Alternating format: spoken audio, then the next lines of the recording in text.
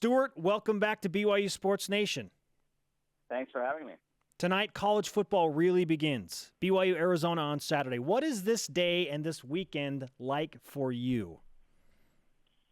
Well, after spending the last 2 months, first of all, SEC Media Days was almost 2 months ago. So the preview season is almost as long as the regular season. So I'm just so excited to stop talking about preseason this and preseason that and get a taste of these teams for the first time, a lot of whom, you don't have a read on yet. You want to see them out there.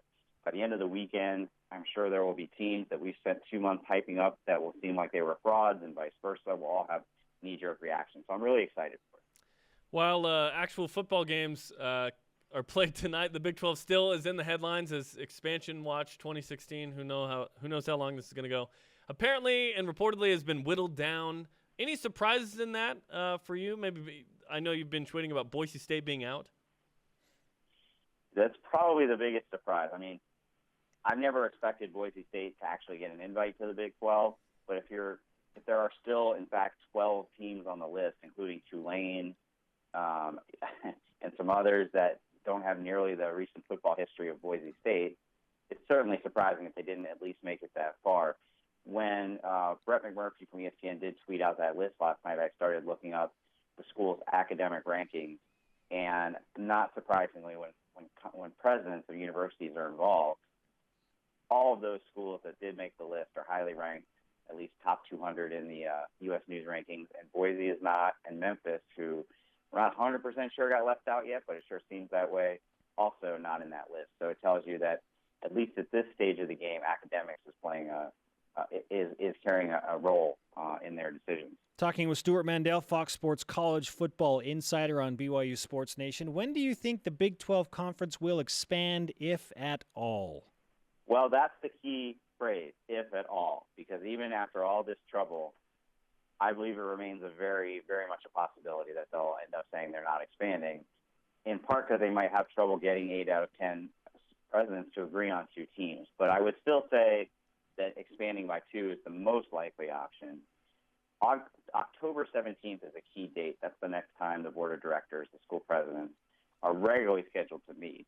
Doesn't mean they couldn't do something before then, but this process has already moved so slowly. I mean, it's been 6 weeks since they first said they were going to even begin exploring this. I would be surprised if there's a resolution before that date in mid-October. I was just going to ask you, do you think the games will slow down this process? Because there's more time spent now that students are, back in school now or in the next coming weeks, not to mention the season, which is the point of all of this.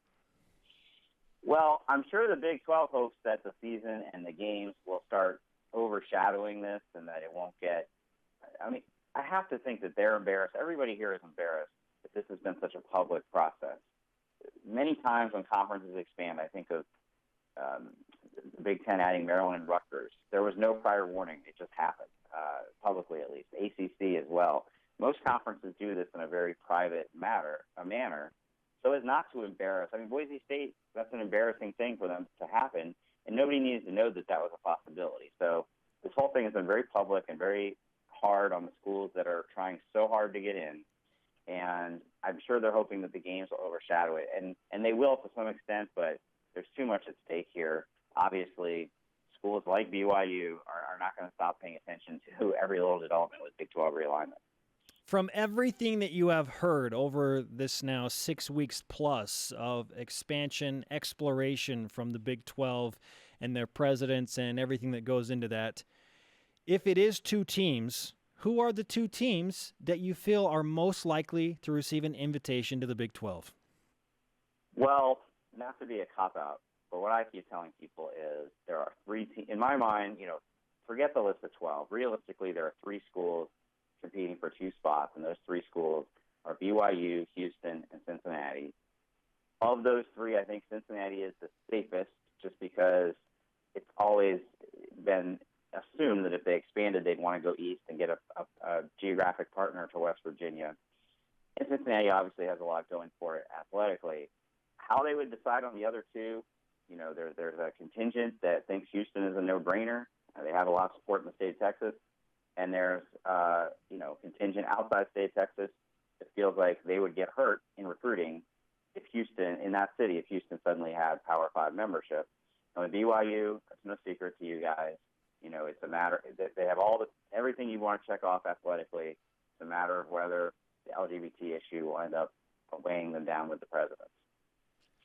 Luckily, there's a bunch of games this week, and we don't have to talk Big 12 expansion like we did the last couple of months, nonstop. BYU and Arizona this weekend, a ton of great games. What do you think of Week 1 in college football here?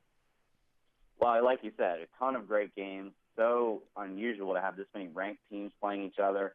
And even if they're not ranked, Texas is not ranked, and yet I find myself as intrigued by the Notre Dame-Texas game as any of them. I feel like they divide into kind of two categories. A game like UCLA A&M, those are two teams that start the season with aspirations of winning their conference. And if you win your conference, you get in the playoff, and you need a win like this to build your resume. And then a game like Notre Dame-Texas, that's more about, I just want to know where those programs stand. Texas is going through a huge transformation this offseason. Charlie Strong's completely changed his offense. We're installing the Baylor offense, probably with a freshman quarterback. I don't think anybody thinks the Longhorns are going to go from 5-7 to the playoff, but I'm still very interested just in the general state of that program. And also Notre Dame, Brian Kelly going with the very unusual. He's got two very good quarterbacks, and he's going to play both of them. So, games like that to me are interesting, whether or not they actually have, implications down the road.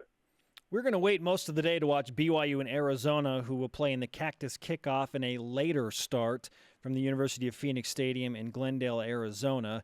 I saw earlier today that you are calling for a high-scoring affair between the Cougars and the Wildcats. I think a combined 85 points.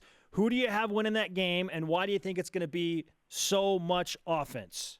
Well, with the caveat that this is probably, of the ones this weekend, one of the harder ones to truly gauge. And part of that is because of, both schools. I mean, BYU has a new head coach, but Arizona also made a big shakeup to its defensive coaching staff. They haven't been very good defensively in the past. I do have BYU winning it. I was, count me surprised that Taysom Hill came back and won the starting quarterback job over Tanner Mangum. Good for him. If he was able to do that, that tells me he had a really good camp, that he is back to being the guy that, was starting to get Heisman buzz the last time he stayed healthy. And Arizona just hasn't been a good defensive team since Rich Rod got there. Good offensive team, not a good defensive team. So that is why I predicted maybe the score gets up there into the 40s.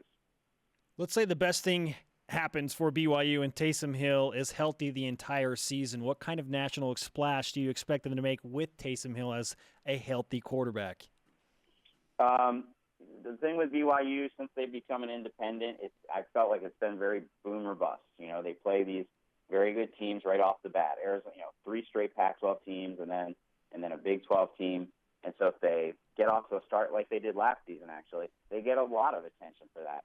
But as soon as they lose a couple games, because they're not contending for, a conference championship or even certain bowls, their bowl destinations already obviously, set in stone before the season starts, then I feel like they disappear completely off the map nationally, which is why, obviously, among many other reasons, it would be really important for that program to get into a conference. I think independence made sense at the time, but the way the system is set up now, everything revolves around the college football playoff or the New Year's Six Bowl, that group of 5 spot even, that's guaranteed, and that is getting Houston so much attention right now, just makes it really hard to keep up the national storyline if you're not playing in one of those conferences. Stewart, fantastic stuff. As always, we appreciate you taking the time out of a very busy day and week in your life to join us, talk about BYU, the Big 12, and their game against Arizona. I know you have a good thing going with the Audible, your podcast. How can we hear that, and what's the easiest way we can all tap into that? Yeah, it's myself and Bruce Feldman. We co-host the podcast twice a week. You can get it on iTunes, Stitcher, any podcast app. And we're also excited to tell people that it'll become a Facebook Live show on Saturday. Oh, so fantastic! During the day, we're aiming for after the big 3:30 Eastern games end, and then the big 8 o'clock Eastern games end.